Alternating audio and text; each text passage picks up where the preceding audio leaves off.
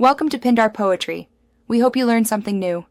You start by confirming your Apple ID is active on this device and that iCloud is available. This ensures changes sync properly.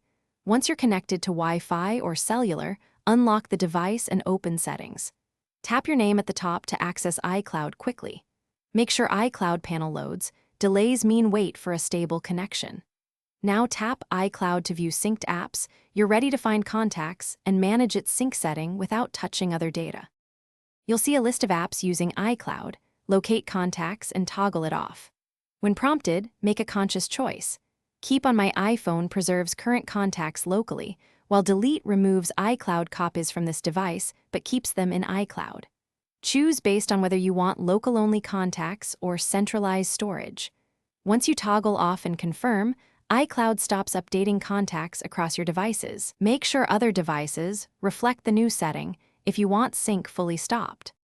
To finish, check your other Apple devices to ensure they aren't still syncing contacts. Repeat the toggle there if needed. If contacts reappear or changes don't apply, sign out of iCloud and sign back in, or restart the device to clear sync caches.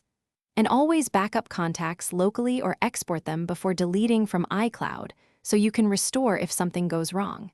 If problems persist, contact Apple support. Explain you turned off contacts sync and list troubleshooting steps you tried. Thanks for watching. Consider subscribing if we helped you.